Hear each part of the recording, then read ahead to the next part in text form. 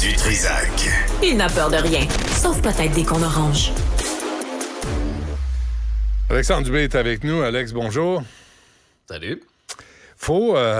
Sérieusement, je veux pas... ce matin, on fait pas peur au monde, là, mais je pense qu'il faut redevenir un peu plus sérieux et prudent face à la COVID. Je pense qu'il faut être un peu plus responsable. Oui, puis être conscient de la réalité là, d'aujourd'hui. Là. Puis les experts nous disent, l'automne a été difficile dans nos établissements de santé.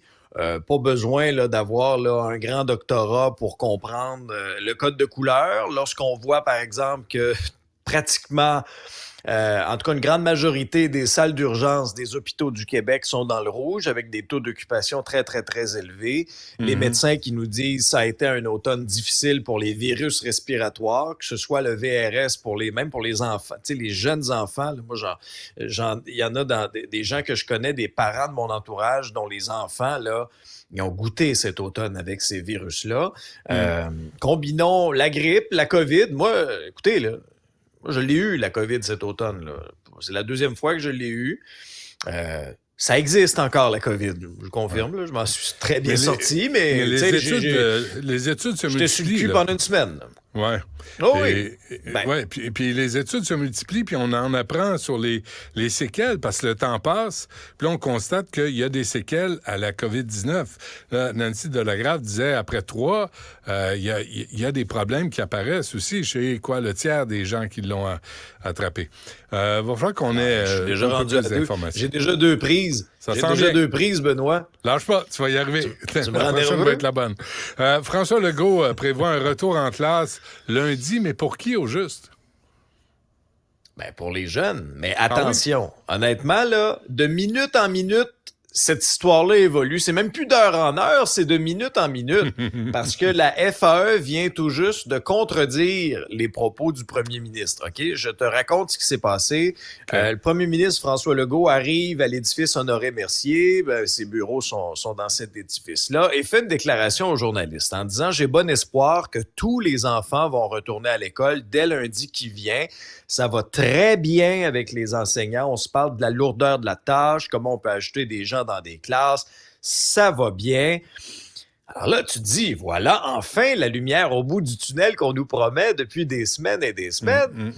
Il faut dire qu'il y a une fenêtre d'opportunité, Benoît, parce que si la FAE, je vais essayer de vous simplifier ça au maximum, si la FAE est en grève générale illimitée depuis le 23 novembre dernier, le Front commun, il va de séquence de grève. Et la séquence de grève du Front commun, elle va se terminer, là. Elle va se terminer à temps pour la semaine Oui, c'est ça. Elle va se terminer à temps pour possiblement reprendre l'école lundi prochain. Parce que faut comprendre que si une certaine catégorie, un certain nombre de profs qui sont affiliés à la FAE, tu peux pas ouvrir une école si ton personnel de soutien est en grève. Tu auras beau régler que t'es prof, mais tu comprends qu'il y a une fenêtre d'opportunité au niveau du calendrier à ce moment-là. Mais là, au cours des toutes dernières minutes, Benoît, là, la FAE a publié ceci.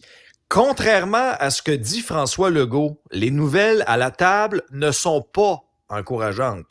Le gouvernement souffle le chaud et le froid. Il nous promet de l'ouverture pour ensuite refermer la porte aussitôt. La stratégie du gouvernement est clairement de diviser le mouvement, d'épuiser les profs. Ne montez pas dans les montagnes russes de François Legault. Restez debout, droit, fier et solidaire. Là, à un moment donné, là, arrêtez de nous niaiser. Là. Tu sais, on dit une chose et son contraire. On donne de l'espoir aux parents, aux enfants de dire on va peut-être réussir à sauver la fin de cette session-ci. Puis après ça, on s'en va dire des déclarations comme ça. Il n'y a pas un conciliateur, un médiateur, un conservateur, un radiateur, un chauffeur. Ça prendrait tout ça. Ça prendrait tout ça, Benoît.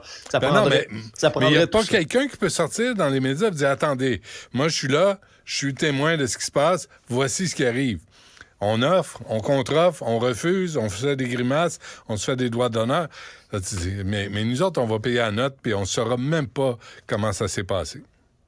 Ça fait longtemps qu'on le demande, ça. Ça fait longtemps qu'on le demande, ça. Ouais. Mais là, on nous dit une chose et son contraire dans les déclarations publiques. À un moment donné, là, on a beau nous répéter, on va négocier 24 heures sur 24, 7 jours sur 7. C'est pas normal si vous négociez 24/7 qu'il n'y ait pas plus d'avancement que ça, là.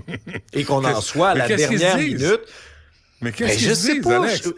Hey, Benoît, je pense qu'on veut... a travaillé trop longtemps au privé. Ça se peut. Tu sais, au privé, là, tu fais une réunion, tu t'assois, là, une demi-heure, là, t'as réglé bien des choses, là. Tu connais l'expression... Ça traîne en longueur depuis un an. Tu connais l'expression de Confucius, hein? Le grand sage. Shit or get off the pot, là. Shit or get off the pot. C'est, tu sais, à un moment donné... C'est Confucius qui a dit ça. Oui. Peut-être je me trompe, je sais pas. Mais il me semble, j'ai lu ça quelque part. Shit or get off the pot, selon Confucius. Il me semble que ça s'applique au négo avec les employés de l'État. Oui. Bon. Puis il faudra se poser la question comme société, Benoît, aussi. Lorsque tout ça sera terminé, là on ne peut pas le faire là, présentement, là, pour des raisons évidentes. Là, mais le débat de société devra avoir lieu. Pourquoi l'éducation, c'est pas un service essentiel? La santé, c'est un service essentiel. Au niveau certains aspects aussi juridiques.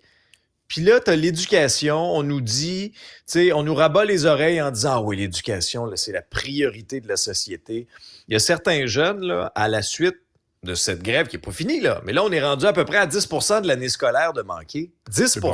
Puis là, il y a des voix qui s'élèvent, comme Dr. Égide Royer, moi, quelqu'un que je respecte beaucoup, là, un spécialiste de la réussite scolaire, qui dit « Écoutez, là, à un moment donné, il va falloir se poser des questions. C'est pas normal, là, si on nous dit, on manque une vingtaine de jours de classe, mais il n'y aura pas d'impact. Ça se peut pas, là, c'est pas normal. Puis qu'est-ce qui va se passer avec les examens ministériels? Il y en a, là, au retour des fêtes, là, dans certaines années scolaires. Puis est-ce qu'on va être prêt à rajouter des jours de classe cet été? Qu'est-ce qui va se passer avec ça, là? On va voir. Écoute, tu me parles de ça, là, puis je suis en train de magasiner sur Google, là, Ricardo Cuisine, steak de cerf, sauce grand veneur, ça a l'air vraiment très bon. Ou carré de cerf rôti, ou cerf bourguignon à l'érable. Il y a des belles recettes qu'on peut trouver facilement. Hey, dis pas ça aux citoyens de Longueuil, là, ils vont faire une crise d'anxiété. Parce qu'il y en a que c'est très, très émotif, la question des cerfs de Longueuil, on a vu. Là. Ouais. Moi, je regarde ça, Benoît, je suis... Dis-moi donc. Je sais pas s'il faut être découragé ou s'il faut être... J'en reviens pas à quel point ça prend des proportions incroyables. Là, on a confirmé que ça allait se faire l'automne prochain. Donc, en 2024, l'abattage des cerfs par arbalète. La mairesse de Longueuil a annoncé ça, a confirmé ça. Mais là, écoute, là ça prend des... Là, il y a des manifestants encore à l'hôtel de ville. Elle a eu... Je ne dis pas que c'est de la part des gens qui étaient là, mais dans les derniers mois, elle a même dû être placée sous protection policière. Ben oui. En raison de menaces. Je veux dire, quand c'est rendu là qu'une mairesse est placée sous protection policière, raison de menaces pour des cerfs, tu te dis, ça va bien dans la société. Là. Ça fait plus de 2 ans, Benoît, que ça dure, cette saga judiciaire-là. Ça a coûté une fortune. Là, en octobre dernier... Il y a une solution, là, Mme Goldwater. Ça a l'air qu'elle va aller installer des condons à tous les cerfs dans le parc. Un par un. Un par un, viens ici, mon petit minou. Puis on déroule ça sur la bisoune. On va les strapper un par un. Strapper, parce qu'il faut qu'ils arrêtent de se reproduire. Là. On ne veut pas les tuer. Mais gardez-la dans vos culottes. Ils n'ont pas de culottes. Tombe pas bien. Mais il aurait peut-être fallu en distribuer avant, Benoît, parce qu'en 2017, il y en avait 32. 32 cerfs sur 1,9 km², le parc Michel-Chartrand. Ils sont à peu près 117 aujourd'hui. Puis, dans l'idéal, selon les experts, on le dit là, mais selon les experts, une quinzaine, en fonction de la superficie, pour que l'écosystème soit respecté. Ouais. Mais là, j'ai l'impression, Benoît, là, qu'il y en a qui ont un peu trop écouté le film Bambi là, lorsqu'ils étaient jeunes, là, de Walt Disney, parce que, tu sais, à un moment donné, là, il y a un certain équilibre à maintenir. Quelques chiffres, là. Annuellement, là, à la chasse aux cerfs, c'est à peu près 50 000 bêtes par année, OK? Pour maintenir un certain niveau viable du cheptel, le cheptel, 250 000 à 325 000 bêtes selon un recensement qui a été fait en 2021. Et en l'espace de 30 ans, il a doublé. Il y a un certain équilibre naturel à maintenir, mais dans ce débat-là, moi, l'émotif prend le dessus sur le rationnel à bien des niveaux. Non, mais moi, je suis allé avec les enfants l'année passée au parc Michel-Chartrand.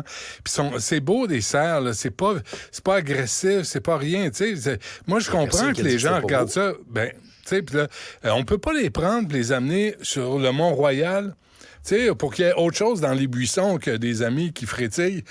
Je sais pas, il me semble qu'on pourrait... au lieu de les tuer, ces pauvres bêtes-là, innocentes, sont belles, sont fines, sont gentilles. C'est vrai que c'est beau. Puis pourquoi on peut pas les prendre et les amener dans un autre parc? Puis, tu sais, peut-être faire attention à...